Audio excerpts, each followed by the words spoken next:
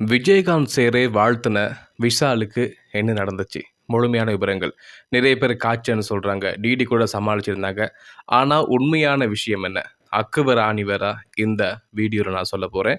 காணொளிய முழுமையா பாருங்க. முழுமையான விஷயங்கள் இதில இருக்குது. விஷாலுக்கு நடந்த விஷயங்கள், நடிகர் விஷால் மிகப்பெரிய 2 பொறுப்புகள் இருக்கிறாரு. நடிகர் சங்க தலைவர், தயாரிப்பாளர் சங்க தலைவர். ஆக இப்படி பொறுப்புல இருக்கிற இவருக்கு நடந்தது என்ன? எல்லோருடைய கேள்வியாகவும் இருக்கிறது. இந்த கேள்விக்கு அலசி ஆராய்ஞ்சு நான் பதில சொல்றேன். வரும் 12ஆம் தேதி பார்த்தீங்கன்னு சொன்னா, மதகஜராஜா திரைப்படம் ரிலீஸ் ஆகுது. ஸோ அந்த திரைப்படத்துக்கான ப்ரோமோவுக்காகத்தான் ரிலீஸுக்காக அவர் வந்திருந்தாரு. விஜய் ஆண்டனி, சுந்தர சி சேரெல்லாம் வந்திருந்தாங்க.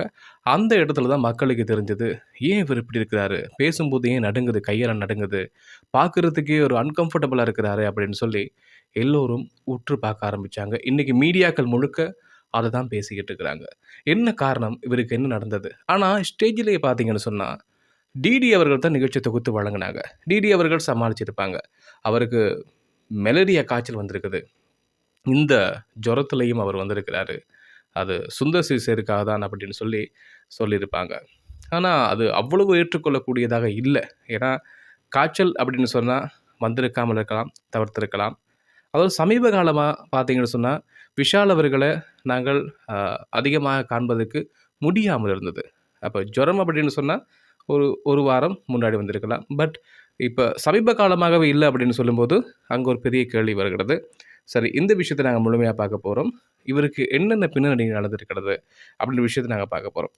முதலாவது விஷயம் பார்த்தீங்கன்னு சொன்னா, இப்போ அலசி ஆராய்ஞ்சு சொல்ற விஷயம், இயக்குனர் பாலா அவர்கள். இயக்குனர் பாலா அவர்கள் எடுத்த அவன் இவன் திரைப்படத்தில பார்த்தீங்கன்னு சொன்னா, விஷால் அவர்கள் நடிச்சிருப்பாரு.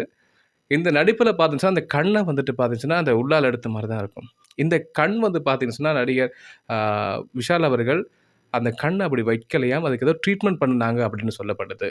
அதுக்கு பிறகு பார்த்தீங்கன்னு சொன்னா, ஒரு இன்டர்வியூல நேர்காணல்ல பாலா அவர்கள் இத பத்தி சொல்லியிருக்கிறாரு.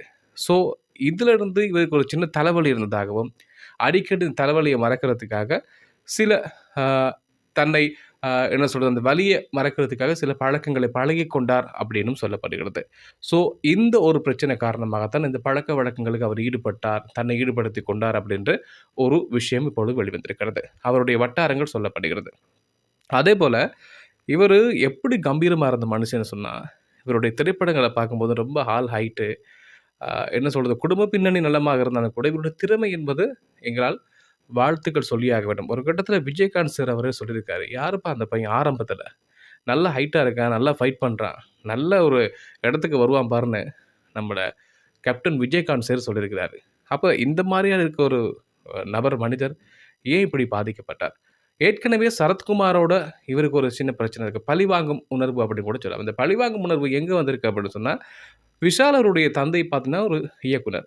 இவருக்கும் அ சரத்குமாருக்கும் இடைப்பட்ட தகராறுகள் காரணமாக, சில பிரச்சனைகள் காரணமாக, சின்ன வயசுல இருந்தே விஷாலுக்கு சரத்குமார் அவர்கள பழிவாங்கணும் அப்படின்னு சொல்ற எண்ணம் இருந்திருக்குது. இதுக்கு அ அவரு சங்கத்த கையில எடுத்தாரு. நடிகர் சங்கத்த கையில எடுத்தாரு. இதுக்கு எல்லா பேரும் சப்போர்ட் பண்ணாங்க. இதுல குறிப்பா இன்னொரு விஷயமும் சொல்லப்படுதுங்க. ஜே.கே.